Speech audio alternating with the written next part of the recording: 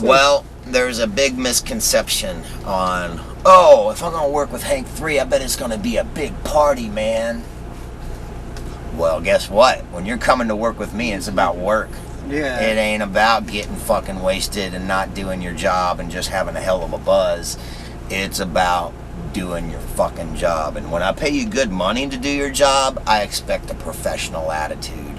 And never once in my life when I got a pro player doing his session, never have I had to lean over and said, do we need to take this outside? Are you being that much of a little bitch that we need to go settle this? Because I'm willing to pull the plug right fucking now. I don't need this shit. That's what it goes back to, not having a professional attitude when the red light is on. Yeah, it's all fun, but when it comes down to getting the shit done, you gotta work. When I got a pro player that I only see twice a year, and you're going to give him some lip and some attitude because you're a little hungover, that, hey man, fucking you know what you stepped into. And that's, I had the last word, motherfucker.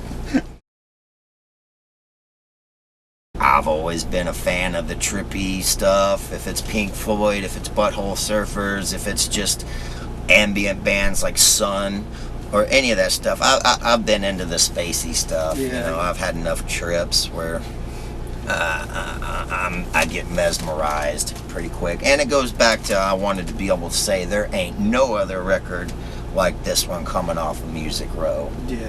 And that's basically was a big inspiration for the samples on the second CD.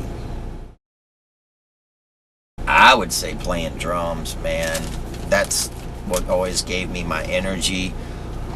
Still to this day, I can put on certain bands and just be like, just feel it, you know? And it makes me feel youthful. And if I got problems, it helps me deal with my problems. And as Anselmo would say, the true music lies in the underground, and I'm a true believer of that. And some of the best bands you never fucking hear. I mean, unless you really do your research. But I would say just the energy of being a drummer. That's where it came from, man. Nowadays, I mean, because that's what makes us different. If I just go out there and play a country show, you know, okay, that's all right. But going out there and doing the whole thing, that's what makes us different. That's why we have the grandmas and the kids in the black t-shirts and the cowboys and the average everyday guy coming out and checking us.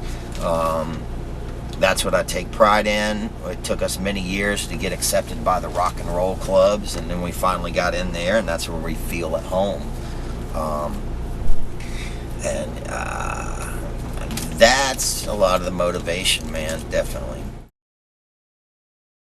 In my future, definitely the stoner rock thing, slow, grungy, everybody fucking does it. But, dude, I love it. I have fun with it. And no telling what's going to happen. Right now, I'm locked down. I'm turning in my last record for Curb in about 10 or 15 days. It's called The Rebel Within. After that's turned in, then a 9-month clock starts ticking. I will be free. And then then I get to create new music. Do what you want. And it will be given away. It'll be released, many different kind of genres. And then I'll really be able to start having some fun, man. So that's what I'm looking forward to. And, you know, for the last 10 years, I've been held back. And, you know, believe me, I've been playing the same Ass Jack songs since like 99 because of lawyers. So I am ready to move on and get some new breath in me, man. We got a new record recorded sitting there. It's up to Philip whenever it's going to come out. I'm sure it'll be on Housecore Records. And it's more of a just every so often we'll do a show, you know, maybe 2 to 8 shows a year, if that. We keep it fun. Last year we did maybe 5 or 6 shows. This year we haven't got to do any because Down's been working so hard. But there is a new full-length record sitting there. From Philip's mouth a couple of years ago, there could be a live tour, but as far as recording, Probably not. But there might be some live shows, maybe. He's got so much going on and wants to do so much.